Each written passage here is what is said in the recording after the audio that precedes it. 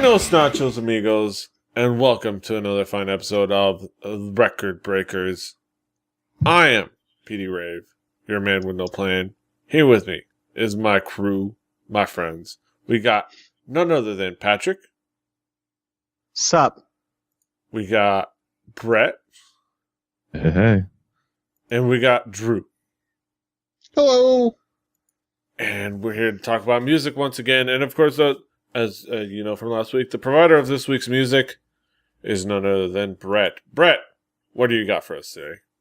We have the 1994 album from Toadies, Rubberneck. Mm-hmm. It's an album I'm quite familiar with. But let's ask around the horn. Drew, what were your expectations coming into this album? I've never heard of this band before, so I had literally no expectations. I heard it came out in '94. I heard it was from Texas. Didn't know what to think of any of those things. So I was coming in with a 100% clean slate and going in for a ride. Yes. Patrick, what were your expectations coming into this album?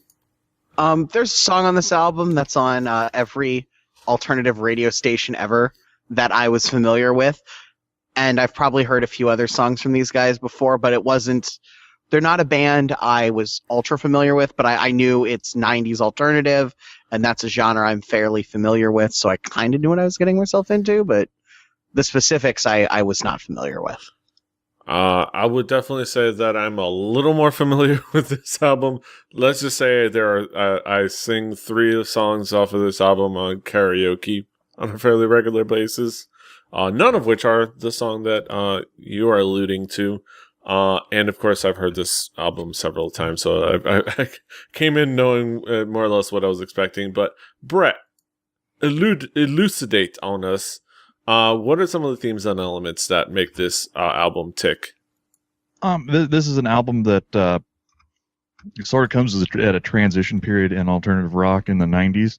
So you've got you're leaving the era of the flannel shirt and the heroin overdose, and you're starting to move into the sort of more broadening of the path towards butt rock, I guess. Was a windy road that went in a lot of different places. But this has a more refined sound than just the noise rock that was really popular early on in the 90s. And it came out in 94, and it's a Texas band too, which is, to be noted because everything seemed to be coming out of the Pacific Northwest at this time.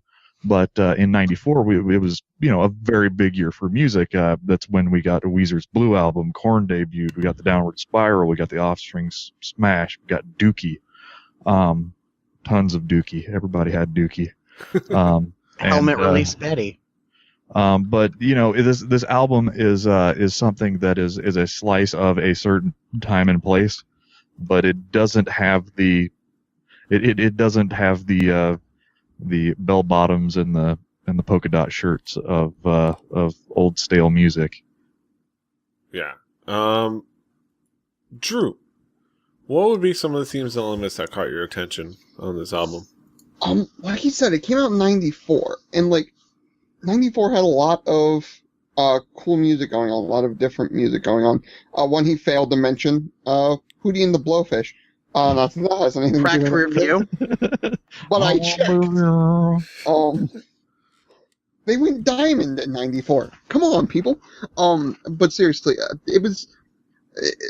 there was a transition going on in music, like he said, if you look at the history of it. And the thing with this band is they fit somewhere, in my opinion, they fit somewhere in the middle of that transition.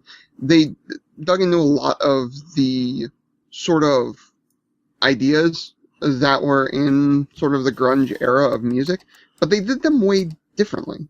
It wasn't that sound. It had the rhythm, but it never felt like forlorn, it never felt like a self-pity, it never felt like any of that. There was more to it. There was more depth to it, which was kind of cool. It wasn't trying to be something new or to break new ground, but it was trying to, it almost felt like it was trying to lighten the mood a little bit on something that was a bit heavy-handed before, which I actually really enjoyed. Like I said, it had that almost grunge feel to it, but it was much more than that. And it was their spin on it. It was something that, while it was something different in that sort of style, it was something that still felt sort of comfortable. They weren't, I put this sort of metaphor in, they weren't trying to reinvent the wheel when they made the album, but they definitely retread the tire. Yeah, you don't have to reinvent the wheel to make a good set of tires. Yes. Patrick, what would be some of the themes and elements that caught your attention about this album? So, I'm saying this not as a derogatory comment about the album, because I actually did enjoy it. This is a textbook lesson in how to make 90s alternative rock. This is it's not the one, I don't know if it's the one that started it all, but it's the blueprint. Like, this is how you make this sort of brand of rock. There's the vocals I could take or leave at times. They're not bad, but they're not my favorite. The guitars the guitar solos are super alt-rock guitar solos where it's lots of loud bendy things and a couple of meedlies, but absolutely no like Van Halen crazy tapping technical stuff. It's just kind of, it's what came out of grunge, which was what came out of, late 80s punk. Yeah, it's the guitar solos are more about the sort of feel to them than the technical prowess. And the songwriting, it's rock music. I mean, it's pretty straightforward, but in a good way.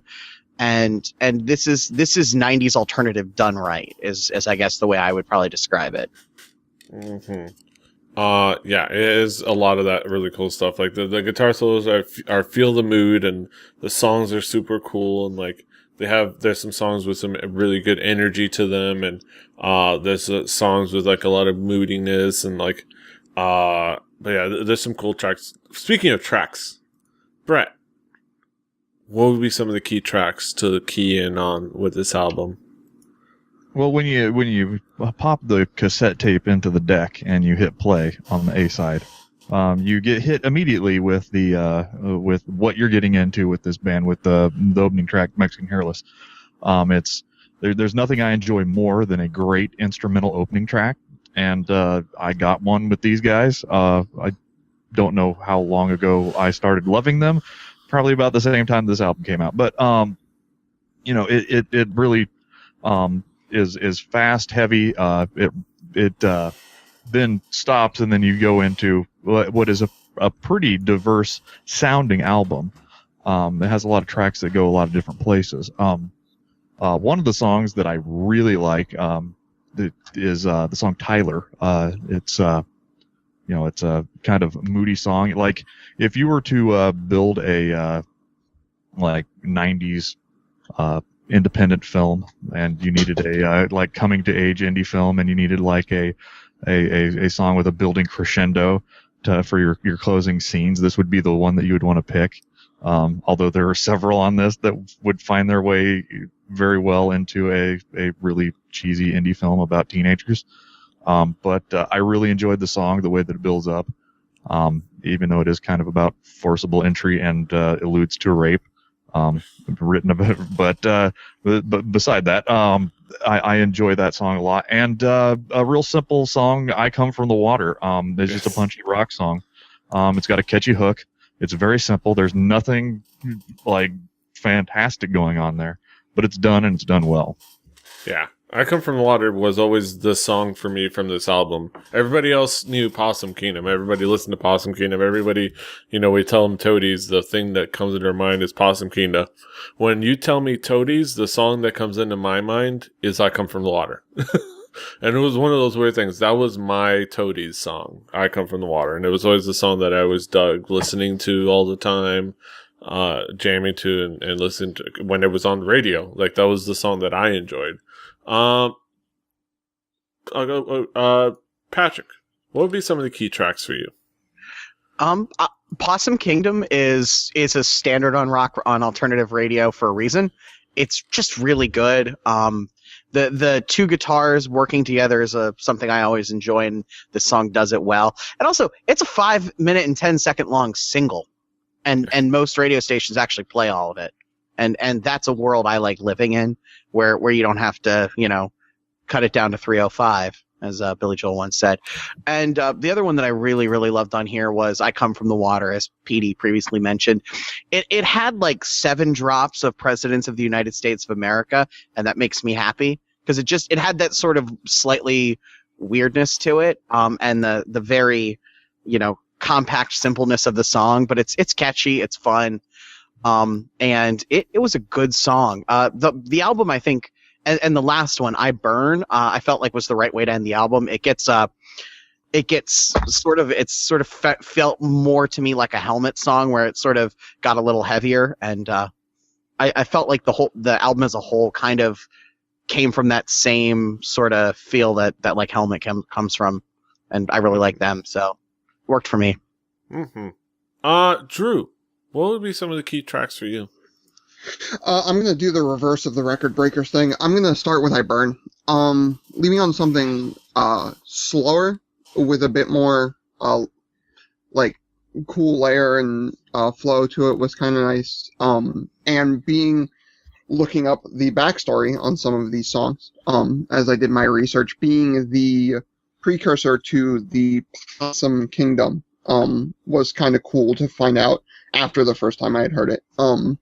And kind of piecing those two songs together and what their meaning sort of intertwined to be about is sort of cool. Then Possum Kingdom, I'm going to get into that because you sort of, the first time you listen to the record, Possum Kingdom feels like the most accessible song on the record. So you're like, okay, that's going to be the single or whatever, because I'm, again, coming into this completely blind, as opposed to all of you, apparently. I don't know how this completely flew under my radar. But the music alternating with the lyrics to sort of be sort of brooding and sort of that look, like sort of that feel of stalking somebody and getting behind them, like trying to get them into your thing. But then the uplifting chorus of, oh, I'm doing this for your own good sort of thing was kind of cool to see the music intertwine with that. And then Backslider.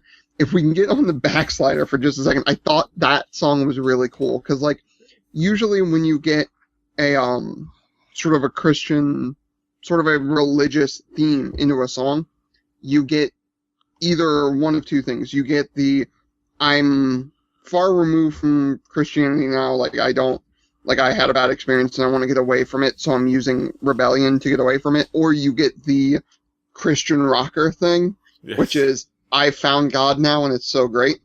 You don't get the person questioning in between and feeling themselves slip away and wanting to hold on to it really badly, which is sort of what this song came off as. He's like, I don't want to lose what connected me with my family and my father, but I feel like I'm sliding back.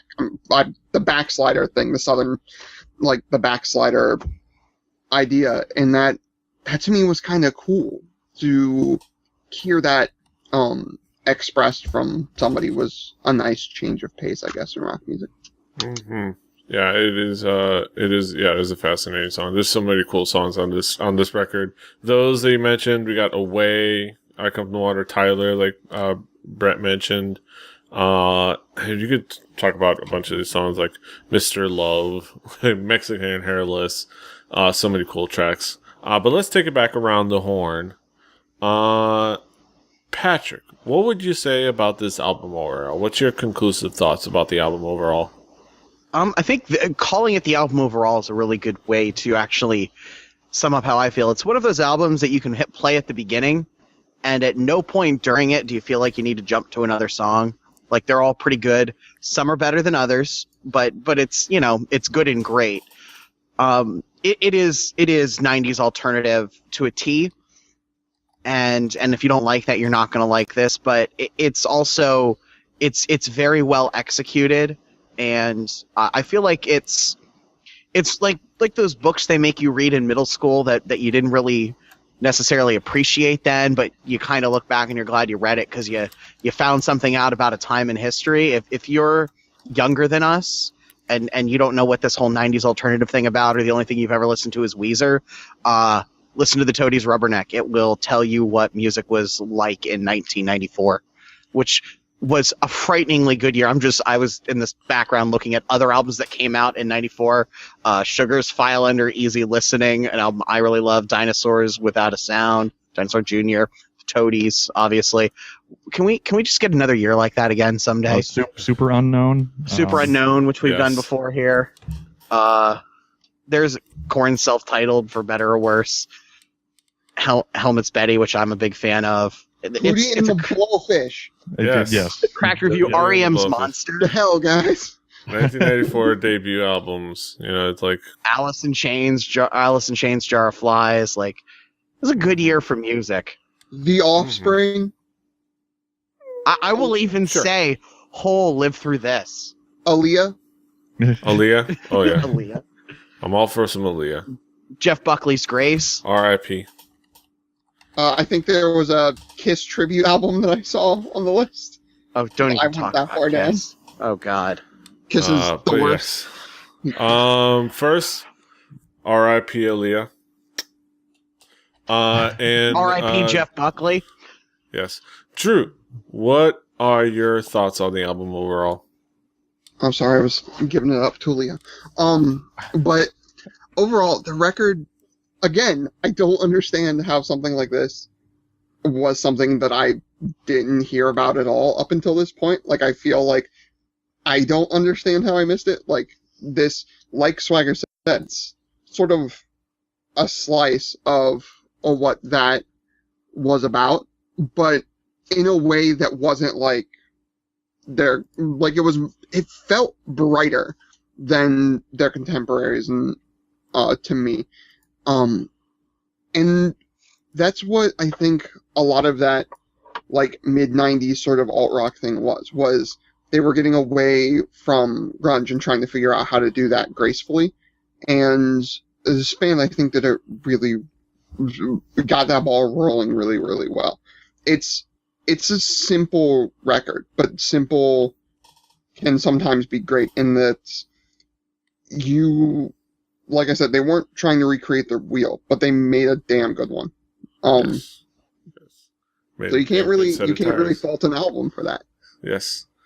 And of course, Brett, what would be your thoughts on the album overall? This was a slow pitch. It's easy. Go listen to it. It's not it's not one of those albums that is divisive. It's go out and listen to it. It's that easy. You're not going to be hurt if you haven't heard it. If you were around like me and Petey were when it was going on, revisit it because it's still surprisingly fresh smelling for being as old as it is. Yes. So that's our thoughts on Toadies Rubberneck. Now we get to our main event of the evening. We get to our haiku reviews. Let's see. All right, let's start with Patrick. What is your haiku? A textbook lesson in how to make good alt rock. Pretty good record. Drew, what is your haiku? Solid alt album. Must have been hidden in the refrigerator. Thank you. Thank you for the refrigerator. Yes. 5 syllables always goes. Nice. All right, my haiku. Great source for Petey to get karaoke picks. And pretty rockin'. Brett, last but not least, what is your haiku? Alternative rock by some folks down in Texas. I love this album. Yes. Nice and simple. Pretty fantastic album overall. One that I've always enjoyed songs from and lately have enjoyed now that I've actually been listening. I've been listening to the album lately as a whole and I've been enjoying it, but I've always enjoyed songs from it, especially I Come From the Water. And it's just a fantastic record. But that's our thoughts on Toadies. You can listen to Toadies on our Spotify playlist. Play along at home with Record Breakers, the home game, if you will. You can listen to that. You can also listen to our next album. Our next album is going to be provided by none other than Drew. Drew, what do you got for us next week? I'm bringing a little bit of Grand Rapids, Michigan to everybody. Going to one of, I think, the better bands in third wave ska with Mustard Plug and their album Evildoers Beware. Yes.